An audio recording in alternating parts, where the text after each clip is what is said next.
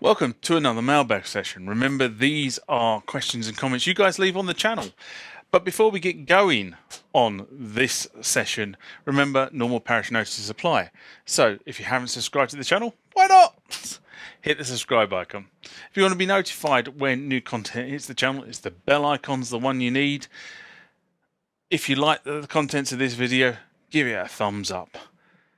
Consider becoming a member of the TMTG community. It's always a big mouthful.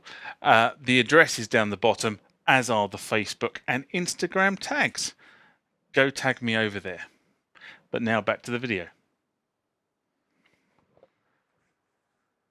And this one comes from Migraine Gain, who's become quite a frequent commentator on the channel as well. And this is in response to the SY85 See the Internals of this classic synth, which I did in August 2020. So when I took the synth to pieces, I thought I'd try something this time, and I just put a video out basically saying this is what it looks like internally. I took a load of high-res photographs of the inside of the SY85, just for somebody else who decides they're going to take the thing to pieces, so they actually understand what the landscape looks like inside the keyboard before they get the screwdriver out and start taking the screws off the bottom of it, and you'll be there for quite a while. And Migraine writes, have you ever looked at the LED screen upgrades you can get for quite a few of the older synths? I use my SY85 so much, I'm a little tempted to do it. I have to be honest and say I'm always in two minds about replacing screens on synthesizers. And the reason why I say that is because some of the screens that companies put in their synthesizers were cheap and nasty when they put them in, and there kind of isn't a modern day equivalent to them without a lot of modification.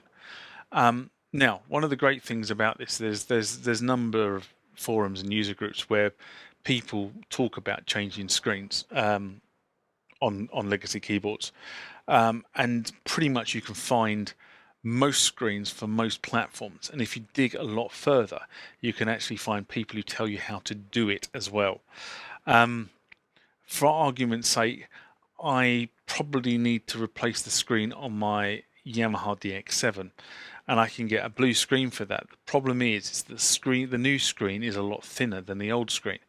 So there's a guy who's gone through and said, okay, on the DX7, if you want to put this screen in, these are the washers you need to buy because you need to bulk the screen out so it actually fits properly within the bezel. You've also got the issue on the on the DX7 that the manufacturer decided to bond the plastic to the top of the screen, so you've got to be really careful and get that off without cracking the plastic. But I kind of agree, and that's kind of where my two minds are. If the plumbing was easy, then I'd probably be inclined to change the screen if I had to go into the keyboard to do something else. So quite often, if you think about something like this, this top lifts up like that, and you can get to all this and all the main boards that are seated underneath it. Very, very simple to do. If you think about something like the SY85, and if you've watched the videos, you know you have to flip the keyboard over and you go in from the underside, which means you've got the key bed, the logic boards, the power circuitry potentially, and any other boards that they've put into the machine before you can get to the boards or the PCBs that actually have the buttons attached to them and the screen by definition. So it's a lot harder thing to do. It's something you probably need to sort of set some time aside to do, because you've got to almost take the machine to pieces. Well, you're building the machine effectively back up from scratch if you're going to do that. They're always a pain to replace, so I kind of do it sparingly on it needs it, or I'm going to be doing some major surgery to that machine that's going to require me to take most of the stuff out to put most of the stuff back in. In terms of screen, I think I've said I tend to go for sort of either white on blue or white on black, depending on what kind of screen I can get. I try to go for white on blue because I tend to find, for me, that is a much better combination.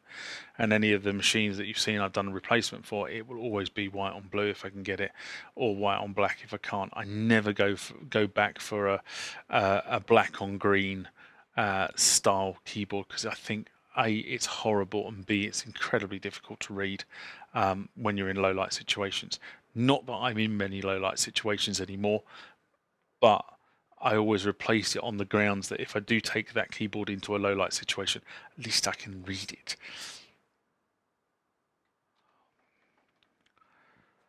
Next one comes from Heisenberg in response to a Roland upgrading the Roland drivers. This is the Catalina video that I've mentioned several times, done in January this year.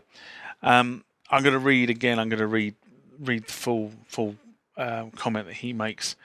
I have hardly used almost new like Roland DuoCapture Extreme, just lying around, and now I'm at the planning to upgrade my MacBook to the new 16-inch model with OS Catalina. It will get useless. I even emailed Roland. They just said, I'm sorry to say that DuoCapture is discontinued and no longer supported. We will not see any new or driver updates for Catalina. Sorry for the bad news. This is really unexpected from Roland. I mean, audio gear are meant to last for years. I completely agree with that.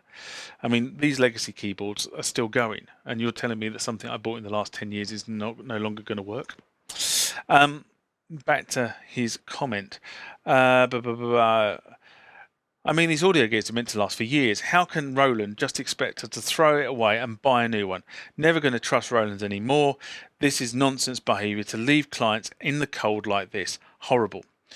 P.S. I finally upgraded my MacBook last week to MacBook Pro 16. Pro 16-inch, and updated my OS to the latest version of Catalina, then downloaded the driver files to the Roland DuoCapture. The last one was Mac OS High Sierra Mojave, but tried installing nevertheless, and voila, it worked. Even though Roland had stopped supporting the device and stopped upgrading the drivers, try installing the latest drivers by Roland, it might just work. There are other ways and workarounds too, which you'll find on the YouTube. It might not be required. Let's hope this lasts long and doesn't stop working later after an OS update in the future. And I kind of responded to this, and I'm reading these out on purpose because I think the more of these scenarios that get put out, and the more people who go back to the manufacturers to try and shame them into helping you out. As I say, a lot of this stuff, the stuff that's sitting around me is well, apart from the mixers and speakers, most of the stuff around me is more than 10 years old, and it still works fine. It still does exactly the same job. The difference being that these don't have to plug into a computer directly using USB to make them work. That's where the issue comes. Honestly, this was a good news story. He's tried the drivers from a previous version of the operating system. The drivers must be 64-bit, otherwise they wouldn't work, I suspect. So he's actually had a good news result. I said in a mailbag that I recorded the other day that understanding what's been going on in the open, in order to understand how to fix this stuff, is you need to open the code and you need to recompile it, and you probably need to sort of debug it as well. I suspect that because most of the drivers were written against and compiled against the 32-bit operating system in the past, it's just a utter pain for Roland to go through its back catalogue and update all the drivers. But I don't think it's a particularly great PR stunt either, because I think a lot of people are now sort of going, well, why should I buy from you if you're not going to support me through this? And I think I think there needs to be a happy medium between vendors and musicians on this, and computer manufacturers as well, because it's been caused by Apple's decision to stop supporting 32-bit. I mean, that's the root cause of this.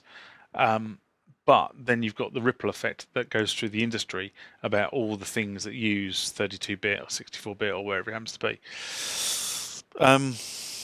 But manufacturers make these decisions, and they make them based on commercial considerations. So looking at it from the other side, but there's got to be a happy medium, and where we are now is not happy.